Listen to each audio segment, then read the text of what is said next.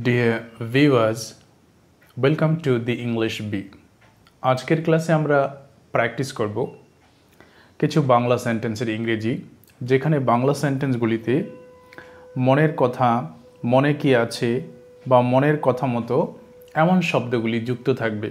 তাহলে সেই রকম শব্দগুলির জন্য বা ফ্রেজগুলির জন্য আমরা ইংরেজির ক্ষেত্রে কোন কোন ফ্রেজ ব্যবহার করতে পারি, চলো সেন্টেন্সগুলি এক এক করে আমরা দেখে নিই। এটা আমার মনের কথা নয়, তাহলে এটা নয়, ইজ নট। মনের কথা বা আমার মনের কথা, অন মাই মাইন্ড। তাহলে মনের কথা বা মনের মধ্যে যে কথা বা চিন্তা রয়েছে সেটা বোঝাতে আমরা অন মাই মাইন্ড এই ফ্রেজটিকে ব্যবহার করতে পারি। So it's not on my mind. আমরা চাইলে সেন্টেন্সটাকে এমনও বলতে পারি, this is not the state of my heart বা অফ মাই মাইন্ড। স্টেট মানে হচ্ছে অবস্থা, অর্থাৎ আমি যা বলতে চেয়েছি বা বলেছি সেটা আমার মনের অবস্থা নয় বা মনের কথা নয়। আমি জানি এটা তোমার মনের কথা নয়। তাহলে আমি জানি এই অংশের জন্য আই নো আমরা চাইলে দ্যাট ব্যবহার করতে পারি। I know that. It's not on your mind. তোমার মনের কথা নয়, এটা নয়, it's not on your mind, অর্থাৎ তোমার মনের মধ্যে এটা নেই। মনের মধ্যে এটা নেই মানেই হচ্ছে মনের কথা নয়। I know it's not on your mind. বা আমরা চাইলে এমন বলতে পারি, আই নো আমি জানি, ইটস নট এটা নয়, হোয়াট ইউ মিন তুমি যা বলতে চাইছো। তাহলে তুমি যা বলতে চাইছো আর তুমি যা বলেছো আসলে সেটা এক নয়। তুমি যা বলেছো সেটা আলাদা, আর তুমি যা বলতে চাইছো অর্থাৎ তোমার মনের মধ্যে যেটা রয়েছে সেটা আলাদা।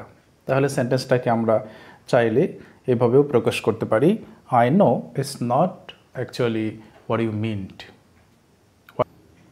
আমি সত্যি জানি না তার মনে কি আছে। তাহলে আমি সত্যি জানি না, I really don't no. I really don't no বা রিয়েলি শব্দটাকে ডোন্টের পরেও ব্যবহার করতে পারি। আই ডোন্ট রিয়েলি নো তার মনে কি আছে, what is on his mind. What is on his mind. তাহলে I really don't know what is on his mind, তার মনে কি আছে। দুটো ক্লজ, এটা হচ্ছে মেইন ক্লজ আমি জানি না, তার মনে কি আছে সাব ক্লজ, সেটা মেইন ক্লজের সঙ্গে যুক্ত হয়েছে। তোমার মনের কথা মতো কাজ করো। Listen to your heart. Listen to your heart বা লিসেন টু ইয়োর মাইন্ডও আমরা চাইলে বলতে পারি হার্টের পরিবর্তে। এটা নানাভাবে আমার মনের দরজা খুলে দিয়েছে। It touched and opened. It touched স্পর্শ করেছে, অ্যান্ড ওপেন্ড খুলে দিয়েছে, my heart in many ways. নানাভাবে এই অংশের জন্য আমরা ইন মেনি ওয়েজ ব্যবহার করেছি। So it touched and open my heart in many wedge. আমাদের বলে বলে কিন্তু অভ্যেস করতে হবে, সঙ্গে সঙ্গে বলতে হবে। আমার মনের কথাগুলো তাকে কখনো বোঝাতে পারিনি, অর্থাৎ আমি আমার মনে যা আছে সেটা তাকে না বলতে পেরেছি না বোঝাতে পেরেছি।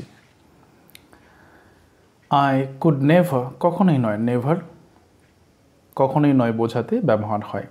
আই কুড নেভার এক্সপ্লেইন, অর্থাৎ আমি কখনো এক্সপ্লেইন করতে পারিনি বা বোঝাতে পারিনি মাই থট টু হিম, তার কাছে আমার চিন্তাগুলি কখনো বোঝাতে পারিনি। তাহলে এখানে লক্ষ্য করো, মনের কথা সেই বিষয়টাকে বোঝাতে আমরা থটস শব্দটাকে ব্যবহার করেছি। মাই থট আমার মনের কথা। তাহলে মনের কথা, মনে কি আছে, এই সমস্ত বাংলার ফ্রেজগুলিকে বোঝাতে ইংরেজিতে আমরা কিন্তু অনেক রকমভাবেই বা অনেক কিছু ব্যবহার করেই প্রকাশ করতে পারি। প্রথমে আমরা অন মাই মাইন্ড প্রকাশ করেছি, এখন মাই থটসগুলি দিয়ে প্রকাশ করেছি এমন। বা সেন্টেন্সটাকে আমরা চাইলে এমন করেও বলতে পারি যে আমি তাকে বোঝাতে পারিনি। এই অংশ হচ্ছে I couldn't make him understand. সেক্ষেত্রে মেকটি একটি পজিটিভ ভার্ব হিসেবে ইউজ হয়েছে। আমি তাকে বোঝাতে পারিনি, অর্থাৎ বোঝার কাজটি তার। I couldn't make him understand. কি বোঝাতে পারিনি? What was on my mind, আমার মনের মধ্যে কী ছিল। তাহলে দেখো এই যে মনের কথাগুলো, এই অংশটা আমরা প্রথম সেন্টেন্সে মাই থটস দিয়ে প্রকাশ করেছি, পরের সেন্টেন্সে একটা ক্লজ ব্যবহার করেছি, what was on my mind. আমি তার মনের কথা জানতে চাই। আমি জানতে চাই, সাবজেক্ট আমি জানতে চাই। আই ওয়ান্ট টু নো, কি জানতে চাই? তার মনের কথা, অর্থাৎ তার মনে কি রয়েছে। What is in his mind, I want to know what is in his mind. তার মনে কি চলছে এটা বোঝা বড় কঠিন। তাহলে এটা বোঝা বড় কঠিন বা এটা খুব কঠিন, তার জন্য আমরা ব্যবহার করব it's very difficult to understand. এটা বোঝা বড় কঠিন, it's very difficult to understand. তার মনে কি চলছে বা তার মনে কি আছে। What is going on in his mind, what is going on in his mind. তার মনে কি চলছে, গোয়িং অন মানে চলা। এবার লক্ষ্য করো আমরা এখানে ব্যবহার করেছি ইন হিজ মাইন্ড। প্রথমে যে কয়েকটি ফ্রেজ আমরা ব্যবহার করেছি সেখানে ব্যবহার করেছি on mind, on my mind, on his mind, কিন্তু এক্ষেত্রে আমরা ইন প্রেপোজিশন ইউজ করেছি। তাহলে অন মাই মাইন্ড আর ইন মাই মাইন্ড, অর্থাৎ অন এবং ইন ব্যবহারের ক্ষেত্রে সামান্য পার্থক্য রয়েছে। সেই পার্থক্যটা আমাদের এত ক্রিটিক্যালি না ভেবে সেন্টেন্সে ব্যবহার করলেও চলবে। অর্থাৎ দুটোর মানেই প্রায় একই রকম। আমি মনের কথাটা তাকে বলতে পারিনি। আগে বলেছে বোঝাতে পারিনি, এখন বলছে বলতে পারিনি। তাহলে সহজ এখনের সেন্টেন্সটা বেশি। আই কুডন্ট টেল, আমি বলতে পারিনি। I couldn't tell him what was on my mind, আমার মনে কি ছিল বলতে পারিনি। বা বলতে পারি I couldn't tell him my thoughts, I couldn't tell him my thought.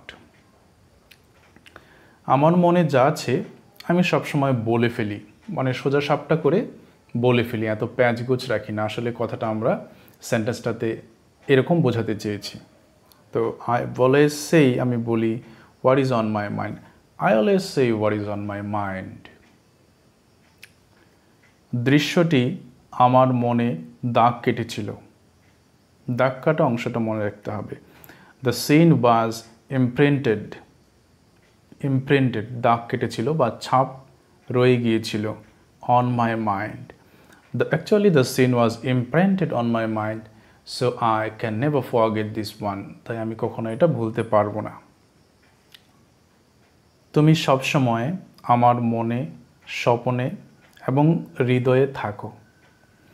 তাহলে তুমি হও বা তুমি থাকো। You are always on my mind, in my dreams and in my heart. You are always on my mind, in my dreams and in my heart.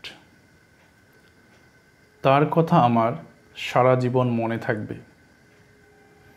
His words will be forever imprinted on my mind. His words will be forever, সারা জীবনের জন্য বা চিরদিনের জন্য, এমন বোঝাতে আমরা forever use করতে পারি। His words will be forever imprinted on my mind. তাহলে আজকের লেসন আমরা এই পর্যন্তই রাখছি। Keep watching and practicing regularly, and thank you for watching the lesson.